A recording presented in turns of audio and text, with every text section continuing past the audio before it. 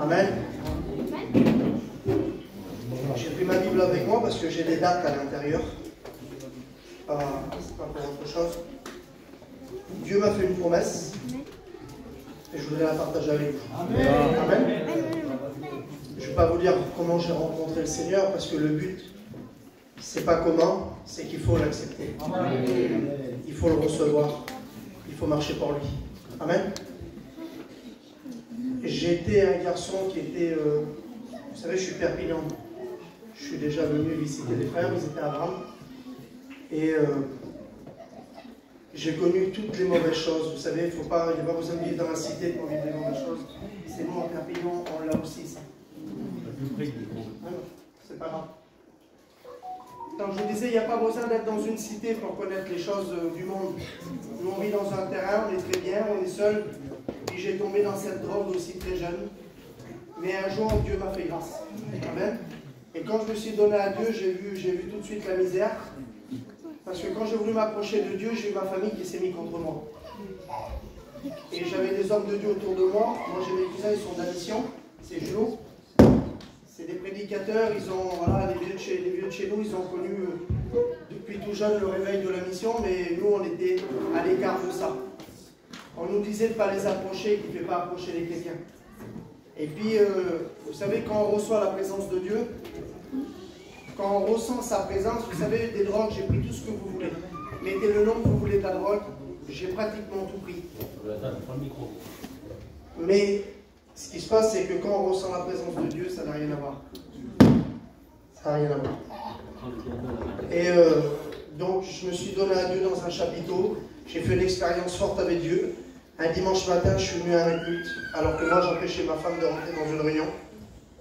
Et un matin, je me suis levé, elle me dit, tu vas où? Je dis, je vais au culte, elle m'a pris pour un fou. Et vous savez, on a tous besoin de Dieu. Et à un moment donné, je voyais mes cousins vivre, je les voyais faire des choses tout simples. Ils avaient une paix et un bonheur. Et moi, pour avoir un peu de bonheur, il fallait que je fasse des choses très compliquées. Et puis donc, un jour, je me suis donné à Dieu. C'était au mois de mai sur une mission.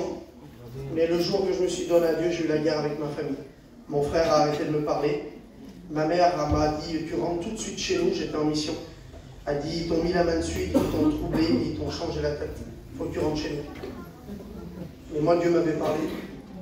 Et j'avais tiré un verset, ce verset disait, je te sauverai à toi et toute ta famille. Amen. Pour vous couper au court, 2 ans après que je me suis converti, ma mère, le 16 juillet, en 2019, elle a donné son cœur à Dieu. Amen. Après, ça a été mon frère, en 2020, au mois de septembre. Là, je rentre d'Israël, j'ai amené mon père se baptiser là-bas. Vous savez, je vais faire court, parce que de toute façon, les grands discours, ça ne sert pas à grand-chose. Toi qui es là et qui ne connais pas Jésus, tu ne pourras jamais trouver le bonheur. Tu le trouveras le soir, le lendemain, tu seras toujours pareil. Parce qu'on l'a tous vécu, ces choses-là. Les choses de Dieu, vous savez, une promesse, c'est ce qu'il a fait ici. C'est monté sur la croix pour chacun d'entre nous.